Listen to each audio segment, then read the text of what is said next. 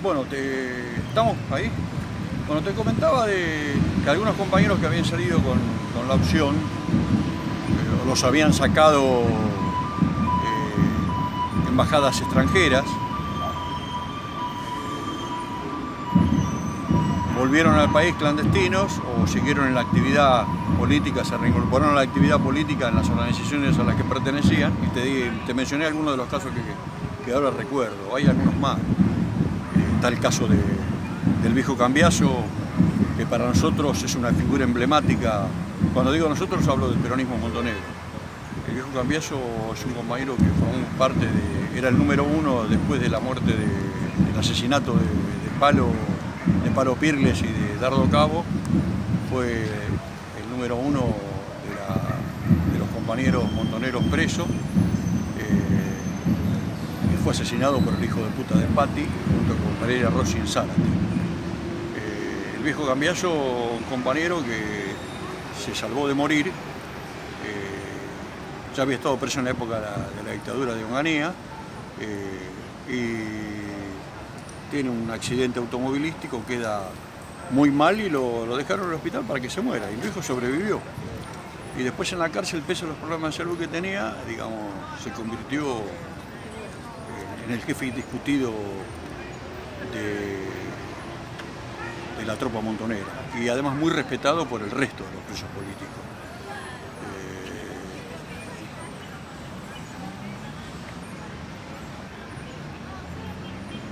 Lo de Cambiaso, cuando nos enteramos, cuando estábamos presos, fue también un golpe duro.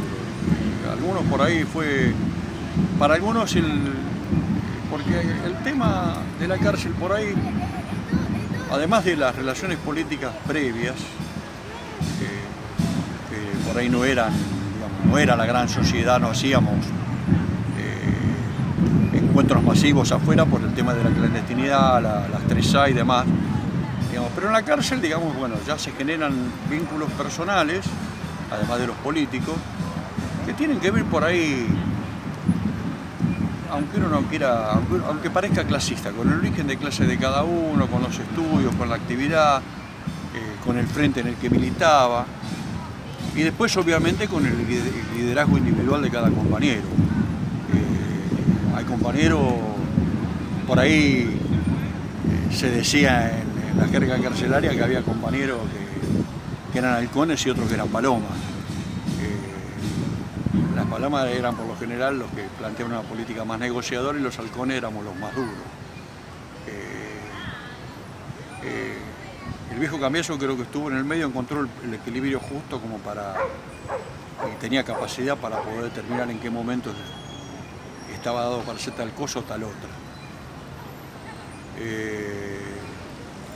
Bueno, y llega digamos, ya en el 80 se levanta la cárcel de Coronda. Todos los compañeros de Coronda, la mayoría, creo que aterriza en la unidad 1 del servicio penitenciario, la Torre de Casero, que no existe más ya. Los de la unidad 7 del servicio penitenciario, que era Resistencia, llegan a La Plata a fines del 80. Y después algunos compañeros de los que, entre comillas, también nos íbamos escapando, porque siempre había alguna cosa que por ahí algunos lo salvaba del traslado colectivo, ¿no? O sea, a mí la apertura de una causa, cuando ya estaba preso y llevaba varios años, en abril del 79, me salvó también, entre comillas, de ir a Rawson directamente. Me trajeron a Buenos Aires justo el día que se hacía el traslado.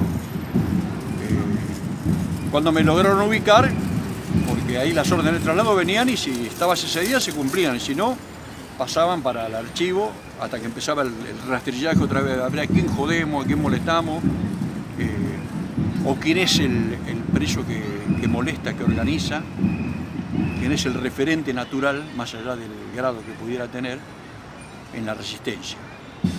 Bueno, yo caigo en Rawson en el año 82. Y bueno, para mí fue un impacto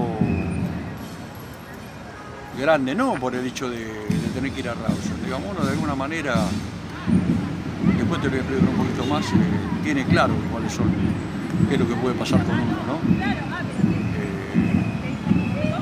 Pero, qué sé yo, había esta política de la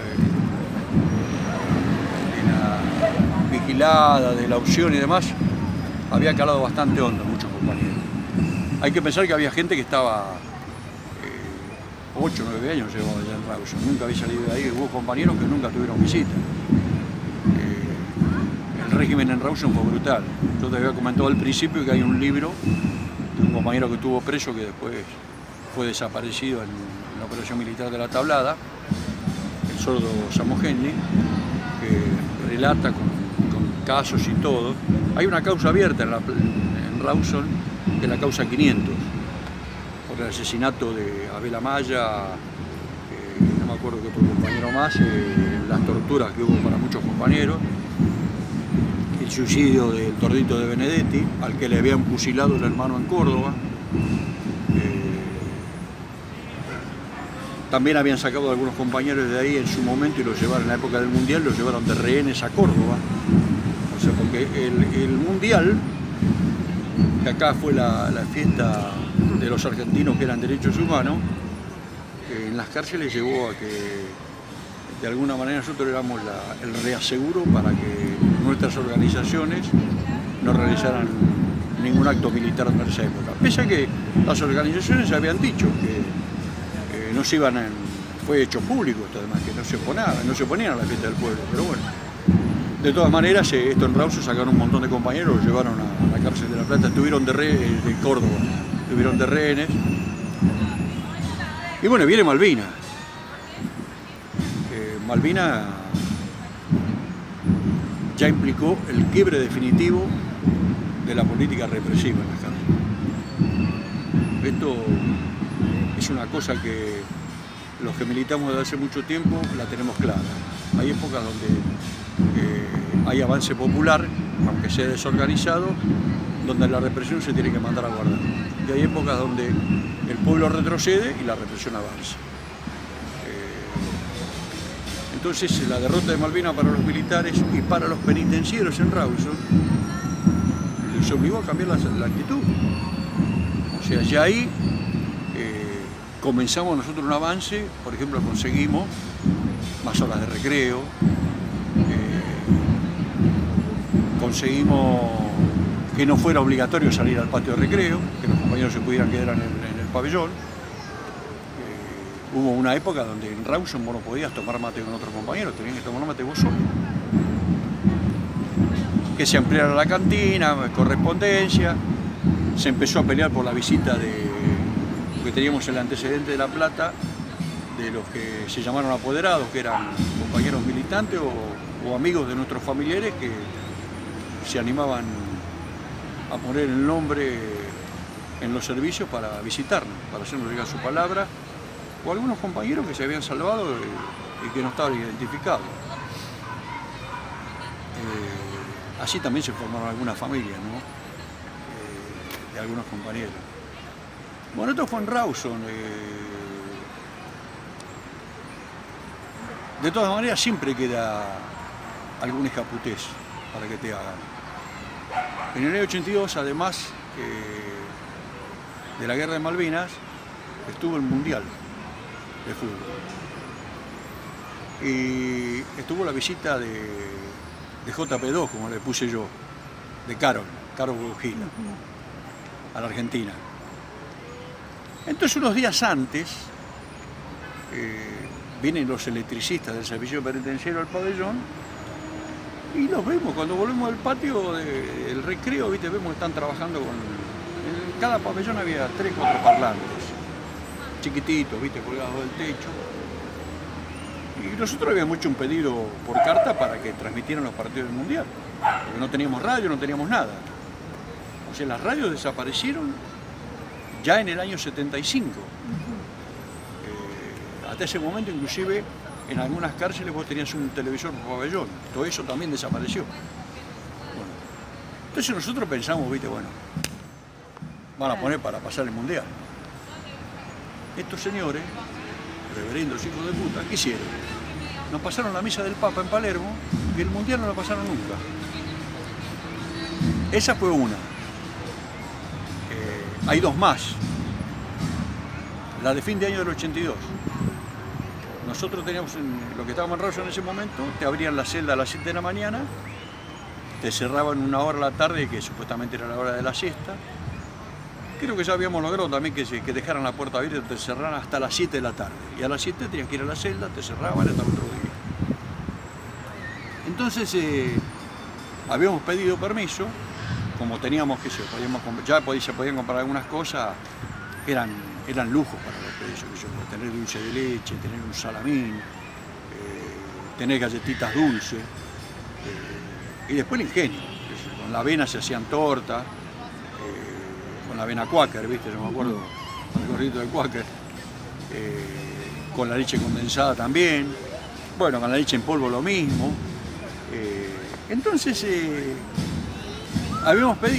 nosotros habíamos pedido que nos permitan estar hasta las 12 de la noche con la puerta abierta y cerrarnos 2:30 para poder compartir la Navidad y el fin de año con los compañeros en cada pabellón. Y para eso había un grupo de compañeros que tenían más habilidad con la repostería, que habían armado una torta, bueno, se habían juntado todos los salamines para hacer sanguchitos, para que todo el mundo... Obviamente, el brindis era con agua, no había otra. Supuestamente estaba autorizado eso. ¿Qué hicieron estos señores? A las 7 nos cerraron en la celda, a las 9 pagaron la luz como todos los días. Obvio, se armó una peña al aire libre, digamos, porque todos se subieron a las ventanas, a través de las ventanas es común, inclusive cuando es rechifle, ¿cuál es la forma de darlo a conocer? Jarreando la reja de la celda. Así pasamos la Navidad del 82. Y pese a que el régimen se había flexibilizado, ya habíamos logrado en Rawson también que nos dieran visita en los patios, con los familiares. Podíamos bajar con algún compañero que nunca tuvo visita, hubo compañeros que tuvieron su primera visita a mediados del 82, fines del 82. Antes no habían tenido nunca. Y bueno, ahí hubo otra de las maldades. Fue 30 de octubre del 83. Bueno, estaban todos los... se había armado todo el quilombo interno entre los presos por el tema de la autoamnistía de los militares. La línea política de los compañeros de la conducción era: nosotros no aceptamos el indulto junto con los militares, no estamos con la autoamnistía, la rechazamos. Cosa que para mí era lo correcto, ¿no? O sea, aceptar la autoamnistía era legalizar lo que después fue la teoría de los dos demonios, que además con estar al lado de tipos que habían asesinado a nuestros familiares, que habían secuestrado a nuestras mujeres, a los esposos de las compañeras, que le habían robado los pibes a los secuestrados, que habían desaparecido gente. Ya sabíamos por el informe de Rodolfo de todo lo que pasaba en la ESMA, lo sabíamos además por la fuga de Dri, el que relata en un libro Recuerdo de la Muerte, por otros compañeros, yo en el caso particular como bancario, el caso de Domingo Maggio, que se había escapado, fue el primer preso que se escapó de la ESMA, que después terminó combatiendo en un paredón a las piedrazos hasta que lo mataron. Cuentan los compañeros que después lo pusieron ahí en exhibición y hicieron desfilar a todos los que estaban en la ESMA en ese momento, diciéndole que era lo que le esperaba y que se quisiera escapar. Bueno, para anécdota al margen, llega el 30 de octubre. Los días previos también pedimos autorización para que pongan por la radio qué pasaba con la elección. Y nos habían dicho que sí. También se preparó una tortita con masita de chocolate, bueno, todo el ciclo, lo mismo. Lo mismo que a fin de año, lo mismo pasó. O sea que es difícil sacarse esa cosa de omnipotencia, que a veces yo creo que tiene que ver por ahí no sé si es un mecanismo psicológico del que se siente inferior, que piensa que tiene el dominio y el control de alguien que política, culturalmente, de otro nivel.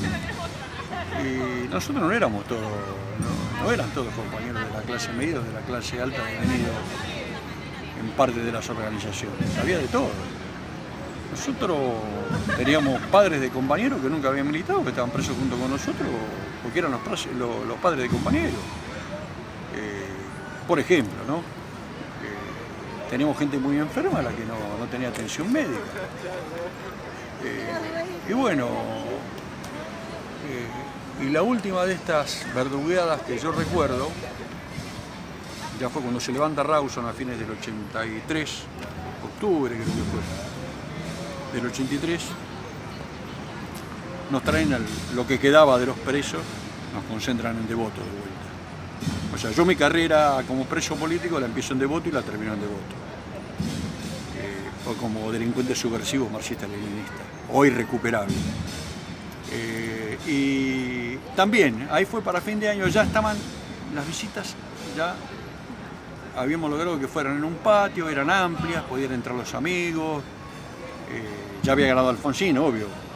Habíamos tenido algunas discusiones fuertes con diputados electos porque se negaban a dar la amnistía.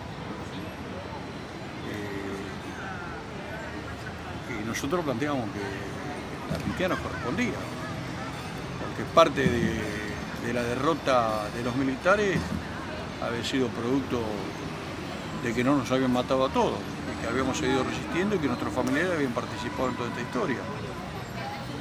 Y que además uno podía revisar su práctica anterior, pero bueno, era un derecho además al régimen al que estuvimos sometidos, que queda aprobado el régimen, lo perverso, lo hijo de puta que era, con la ley Sadi, porque los que salimos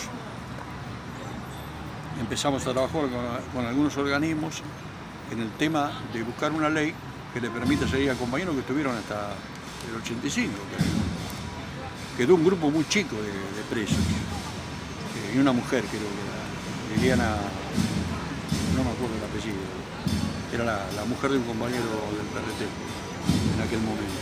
Liliana era el nombre. Y quedó probado porque Sadi saca una ley que era del cómputo de 2 por 1. O sea, el régimen al que habíamos estado sometidos implicaba que cada año que tuvimos preso nosotros valía por 2. Y con esto logramos arrancar los últimos presos que quedaron en la democracia alfonsinista. O sea, acá presos políticos hubo siempre. Pero me olvidé de contarte la hija putés del Servicio Penitenciario Federal. Además de las visitas ampliadas, habíamos logrado que dejen entrar pan dulce, podían traer cigarrillos los familiares de afuera, ya no había obligación de comprarlo dentro de la cárcel. Hicieron gestiones para entrar 4 lechones para la cena de Navidad. Obviamente, debidamente trozado para los familiares en una vaca. Cuando los trajeron para ingresar le dijeron no entran, no están autorizados. ¿Confiscados? Obviamente, no fueron confiscados, no los entregaron. Los familiares después fueron, que no sé en qué lugar los repartieron, ¿viste? Bueno, pero digamos, muestra que siempre queda este resabio autoritario en algunos personajes que tienen alguna cuota de poder o se consideran que van a ser impunes. Por eso muchos de estos señores, cuando después nosotros comenzamos, cuando salió la ley de evidencia de vida y punto final, comenzamos toda una política a cumplir lo que nos habíamos autojuramentado, por decirlo de alguna manera, que era tratar de sobrevivir para dar testimonio de lo que había pasado en la cárcel. Entonces comenzaron las denuncias nuestras de lo que había pasado en las distintas cárceles. Quizás esto también tapado, como fue tapado el tema de los casi 13.000 presos, fue tapado por el tema de los desaparecidos porque el horror era muy grande. También estos juicios fueron tapados un poco por el tema del juicio de las juntas. Otra vez porque era más simple. Y acá nos costó, fue un tramo largo que todavía está inconcluso, donde tenemos muchos juicios de cárceles inclusive en algunos casos hubo condenas leves para tipos que está probado que participaron directamente en el asesinato de los compañeros. Pero lo bueno digamos, que creo que fue lo mínimo, o sea, nosotros es lo mínimo que se podía hacer, digamos, por todo, no por nosotros, no por cada individuo en particular, esta es una visión muy personal, sino precisamente por esa forma solidaria que tuvimos de vivir y de soportar. Yo creo que sin haber encontrado esos vasos de comunión común, desde el punto de vista del humano, más allá de las diferencias políticas que tenemos entre nosotros, y de tener claro que el enemigo nuestro estaba de la reja para el otro lado, es lo que permitió que la mayoría de los compañeros salieran medianamente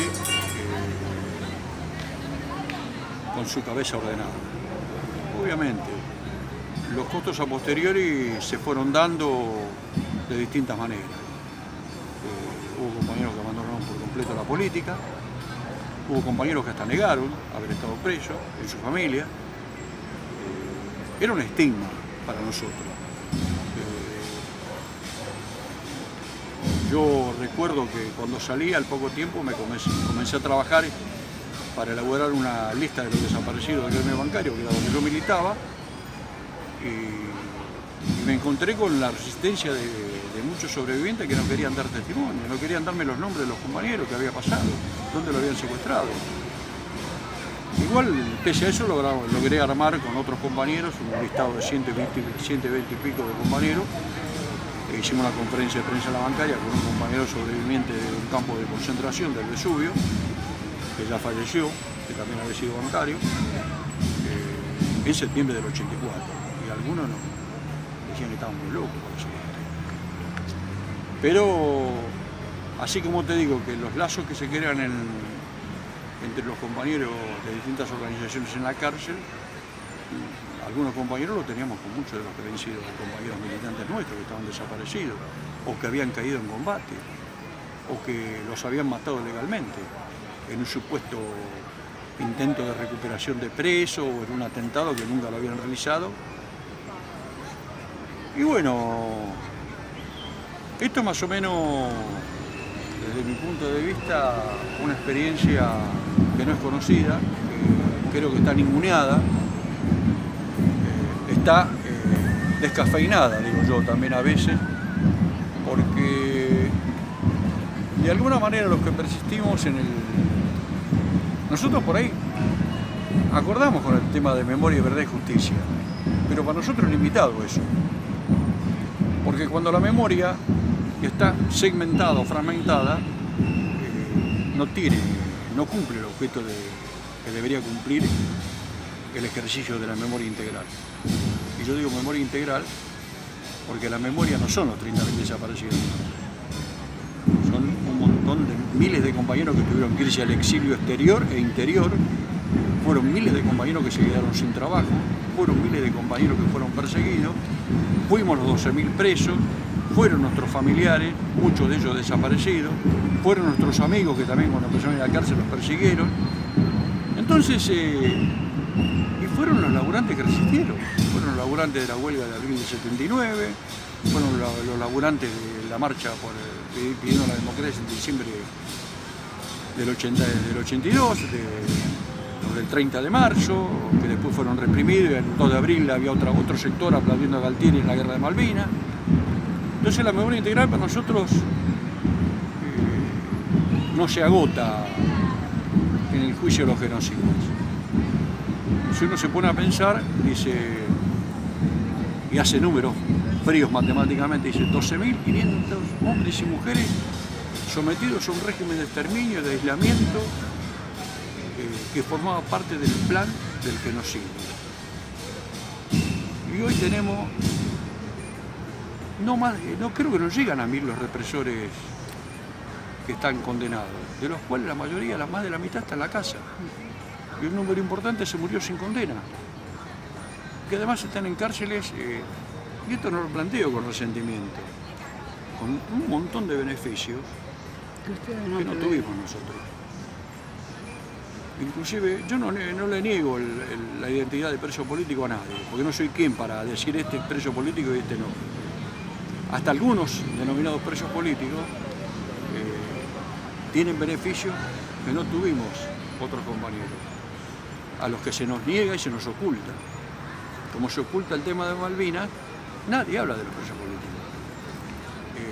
Nadie habla de los presos políticos de la democracia. Parece que recién estos últimos 2 años hubieran aparecido. Y acá hay presos políticos de antes. Y hay gente que ha desaparecido en democracia. Los 4 compañeros que desaparecieron en el ataque al cuartel de La Tablada, que nunca más aparecieron, Pancho Provenzano, Samogeni, no me acuerdo los otros 2 nombres, nunca más aparecieron. Desaparecidos en democracia, estaba Alfonsín. Solano, un trabajador de la fruta en Río Negro, desaparecido hace casi 10 años. ¿Qué gobierno estaba?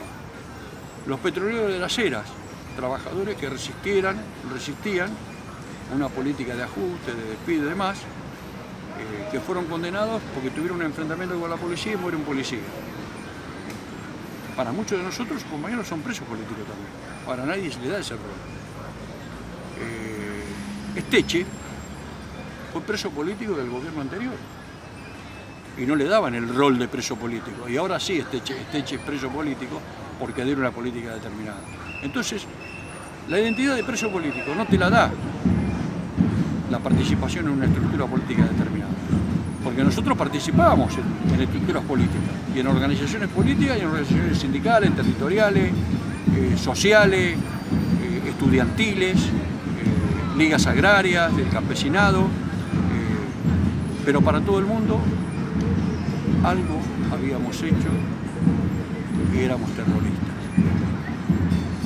Entonces nosotros no teníamos derecho a tener un régimen digno y nuestros familiares eran acosados permanentemente, inclusive en sus lugares de vivienda, con allanamientos, con pintadas cuando volvían de alguna visita a los compañeros, se encontraban la casa pintada, con anónimos amenazándolo, tildándolo de apátrida, porque ese es el otro término que se usó durante la dictadura militar. Todos los que pasamos por la cárcel éramos apátridas. Entonces hay mucho para desglosar acá. Yo vuelvo a repetir, no tengo el metro patrón para jugar esto está bien, esto está mal. Yo lo que relato es una realidad que me tocó vivir junto a miles de compañeros y junto a muchas mujeres que tuvieron otras cárceles. Lo que nos llevó a declarar los juicios a muchos compañeros, rompiendo inclusive con el temor. Porque no olvidemos que acá Julio López es un desaparecido en democracia también. Y era un mensaje clave para todos los que querían testimoniar contra los que estaban siendo juzgados en ese momento. Muchos de los presos políticos, aún sin militancia posterior a la libertad, participamos en las luchas contra la ley en la pelea en la calle contra la ley de violencia de vida, el punto final, repudiamos el indulto. Entonces, nadie puede decir que no hemos participado. Y yo me encuentro a veces en los 24 de marzo con muchos compañeros con los que compartí la cárcel y que yo sé que los compañeros no están militando. Y además yo te lo dicen. Lo que no está mal, digamos. O sea, la participación en un proyecto colectivo tiene que ver con la decisión personal. Que esto está unido a lo que yo te comentaba por ahí al pasar con el tema de la cárcel. ¿Por qué se van a la cárcel? Yo cuando comencé a militar, digamos, uno sabía de que había existido la cárcel para los compañeros que resistieron a la Libertadora, que estuvieron los presos del Plan Conintes. Cuando entro al gremio bancario me entero de los presos, de los bancarios trabajadores que estuvieron presos en el 58 y 59 en las huelgas grandes. Sabía de los compañeros que estuvieron presos por el tema de Lisandro de la Torre, que estaba el famoso Plan Conintes. Después conocíamos el tema de los presos de Tacorralo, o sea, todo lo que fue la experiencia previa a nuestras organizaciones. Y habían empezado los presos, algunos presos sociales, que organizaban a las villas. había presos estudiantiles, había presos dirigentes sindicales. El caso más claro es el de Tosco y Ongaro, en la revolución ya de la llamada Revolución Argentina. Y empezaron a caer muchos compañeros nuestros porque las organizaciones empezaron a crecer, y además con apoyo de sectores juveniles que no estaban encuadrados. Porque esto tenía que ver con todo el contexto internacional que yo marcaba al principio, ¿no? O sea, esa consigna que parece que hoy de alguna manera está intentando renacer en Francia, en la Francia actual, donde Macron está pretendiendo llevar un plan de ajuste casi igual al que lleva Mauricio acá en Argentina. Y el pueblo está resistiendo. Entonces en aquella época era pidamos lo imposible, la imaginación al poder. Y bueno, en Francia se está haciendo eso, acá en la Argentina no, porque esto tiene que ver con el tipo de represión que hubo en la Argentina. Los efectos de la represión física, psíquica, de la derrota política de las organizaciones, de la derrota ideológica de muchos compañeros, de la derrota militar. O sea, hay una serie de factores que conjugan para que, digamos acá, de la época del neoliberalismo, la rata de Nillaco, como le digo yo a Menem.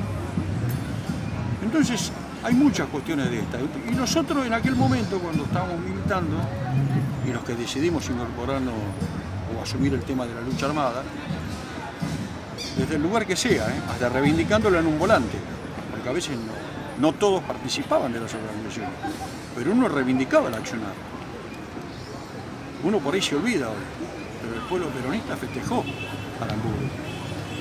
Después podemos analizar si era correcto o no es correcto, nada más, pero el pueblo peronista estaba contento, porque Aramburu nos debía José Luis Suárez, nos debía el fusilamiento de Valle, nos debía miles de compañeros perseguidos y encarcelados y torturados, porque la tortura existió siempre en Argentina. Y los desaparecidos existieron siempre, no son de ahora. Si no, pensemos en todo el pueblo que murió en las luchas por la independencia, en las guerras civiles, cuando empezó la organización sindical en Argentina. Ahí por ahí alguien dice que el primer obrero desaparecido es uno que fue en 1910, que era un obrero del puerto, Blanco creo que era el apellido. Lo reivindica siempre Valle. Ahora nosotros cuando ya llegamos a la militancia, así como te contaba que en la cárcel hubo un quiebre con la guerra de Malvinas, en la militancia política de los sectores juveniles y los sectores más dinámicos del peronismo revolucionario en general y de la izquierda revolucionaria, hubo un hecho que para nosotros también fue determinante para decir si uno seguía o no seguía, que fue la masacre de Trelew. Ya no era solamente el hecho de que podías terminar preso y podías estar torturado un día, 2 días, 3 días, que era lo normal. Acá ya implicaba que si caías preso te podían matar. Y pese a eso, muchos seguimos militando. Y no nos equivocábamos con que nos podían matar. Todo lo que pasó posterior demuestra de que no estábamos cerrados. Pero no por eso abandonamos la lucha, ni tampoco abandonamos nuestra responsabilidad hacia adentro y hacia el conjunto de los compañeros que estaban presos. Seguramente habrá un montón de cuestiones que se podrán hablar, se podrán criticar. Lamentablemente nunca hubo, como también señalé en algún momento, un proceso de crítica y autocrítica de las organizaciones o de los sectores que estuvieron involucrados en este sistema. Tenemos distintas visiones, participamos de distintos espacios políticos en el presente, los que participamos. Todos decimos que estamos por un país más justo, por el socialismo, pero a veces las metodologías no son las mismas. Los proyectos no son los mismos, en la esencia, en el fondo. Que era un poco lo que nos tenía, de alguna manera, separado o dividido en la década del 60-70.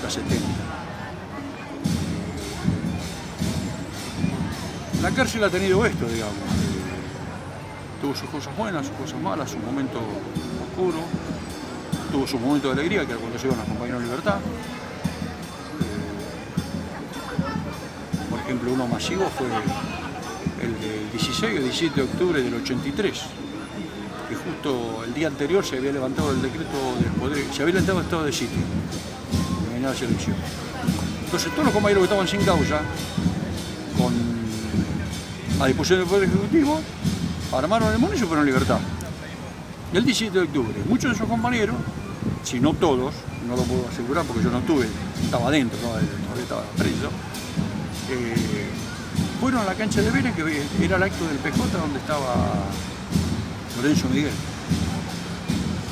En todo esto también hay que ser honesto y reconocer que hubo dirigentes con los que uno estuvo enfrentado, que en el año 79 sacaron una solicitada exigiendo la aparición con vida de los desaparecidos y la libertad de los presos políticos. Sadi es uno de ellos que para nosotros, más allá de todo lo que hay con su familia en la provincia de Catamarca, bancó la lucha de los presos y a los familiares. El otro fue Vite. Y cosa curiosa, alguien que dentro del peronismo casi podíamos decir que era un enemigo, Herminio Iglesias. No sé cuáles habrán sido los motivos que lo llevaron, ¿no? Y bueno, y esto es una apretada síntesis, porque seguramente puede haber muchos compañeros que pueden rebatir o pueden aportar más datos, a lo mejor no concuerdan con todo lo que uno expone, con todo lo que uno dice. Yo esto es lo que yo siento, digamos. Creo que acá la sociedad debería asumir, insisto en el tema de que acá hubo más de 12.000 presos en la Argentina, que estuvieron en campos de concentración legales. No tiene nada que ver que fuéramos legales. Y que muchos estamos vivos porque éramos presos legales y era difícil. No les dieron tiempo a cumplir la máxima de Saint-Jean, la máxima de Camps. Que hay que matar a los subversivos, a los familiares, a los simpatizantes, a los indiferentes y a los tibios. No hubo tiempo. El accionar de muchos de nuestros familiares, de muchas madres a las que yo no me niego, sino creo que decirles madre de la plaza medio las limita a un sector geográfico. Yo diría son las madres del pueblo, porque estas madres que no tienen apellidos ilustres estuvieron a lo largo y a lo ancho del país poniendo la cara por nosotros, hasta en los pueblos más perdidos. Entonces, para nosotros son madres del pueblo, como también existió en su momento el famoso tema de las niñas de la Yuba. O sea, la historia argentina está rica. Por eso hablo en algún momento yo hablaba del tema de la memoria. Y digo, hay cosas de las que no se habló durante mucho tiempo.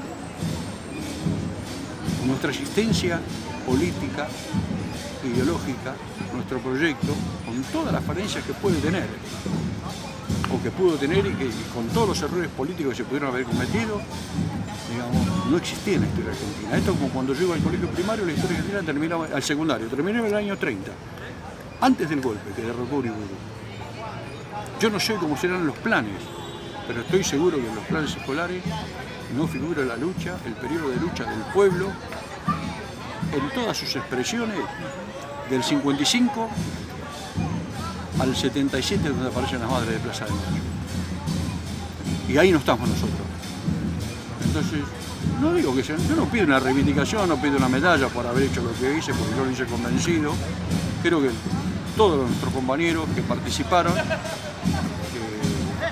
estaban, porque acá nadie obligó a nadie a sumarse a este proyecto. Quizás el error central fue en el caso nuestro, fue habernos enfrentado con Perón, porque también hay una lectura distinta con esto, es donde yo hablo de la memoria completa. Todo el mundo dice de manera alegremente, porque lo instalaron los medios, que Perón nos echó de la plaza. Y nosotros nos fuimos de la plaza. Yo estuve en la plaza, 1 de mayo del 74. Y no estuve atrás. Estuve allá adelante, frente al palco, porque ahí logramos llegar, cuando en realidad la columna de la Juventud Trabajadora Peronista, logramos llegar allá adelante de todo, entrando de prepo, porque no nos querían dejar pasar, no querían que estuviéramos en la plaza. Y la gente se fue sola. Porque cuando empieza a hablar Perón, ¿viste? Yo me di vuelta, le digo a un compañero, le digo, che, vamos, no podemos bancar esto nosotros. Me dice, no tenemos que esperar las órdenes de la conducción. Lamentablemente el compañero está desaparecido. Y el otro que estaba ahí cayó en combate, que es Carlitos Carrera. Entonces, Yo me devuelvo y digo, pero mira, se está yendo toda la gente se iba sola. Y no eran pibes. Entonces esto, la historia oficial lo ningunea. Es lo mismo que el Rodrigazo. El Rodrigazo se organizó desde las bases, desde las comisiones internas, de las secciones que pelearon. No fue un hecho que planteó la burocracia sindical. Yo creo que lo relaté por ahí al pasar cómo comenzó. La burocracia decretó el paro general cuando ya estaba todo consumado. Disculpa, Juan, ese es un dato, hay dos datos que quedan que son por demás importantes para este momento. Lo importante de la organización para salir de los momentos difíciles, aún de los momentos imposibles, como fue sostener, digamos, la moral de los detenidos. Y también esto que vos estás hablando, el poder de las bases organizando y exigiendo, ¿no es cierto? En este momento, llamémosle tarifazos, Sí. o cuántas cuestiones que estamos perdiendo derechos, cuánto podría ser el pueblo bien organizado, ¿no? Claro, lo que pasa es que los momentos políticos son distintos. Sí, totalmente. Las sí, etapas son distintas. Entonces, uno se puede plantear determinado tipo de organización que puede y aspira a tener vocación de mayoría con un proyecto de construcción del socialismo nacional cuando tiene un pueblo que viene empujando. Del 55 para adelante la gente venía empujando.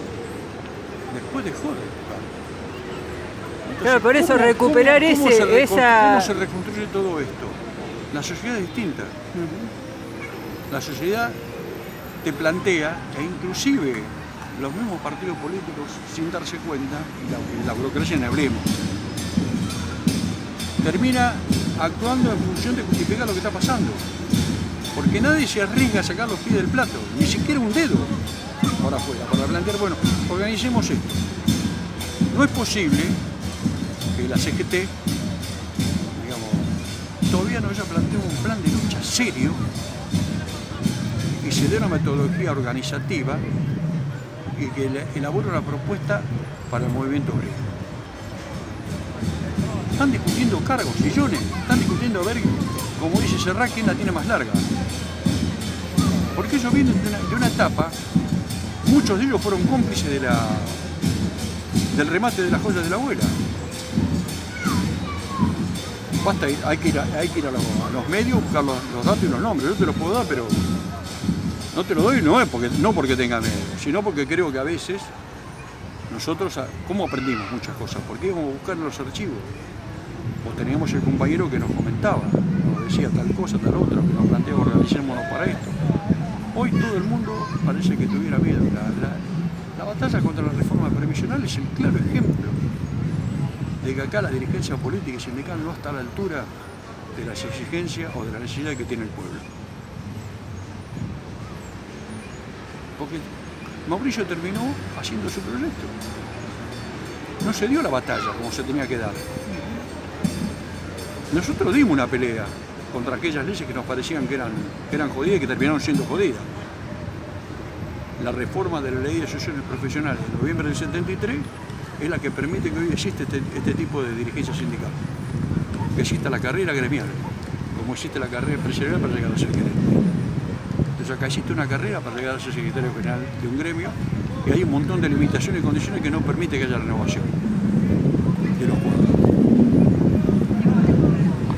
La ley 2840 de Seguridad Interior que saca Perón en febrero del 74 es lo mismo que la ley antiterrorista que se aprobó en el gobierno anterior bajo la presión del CIADI.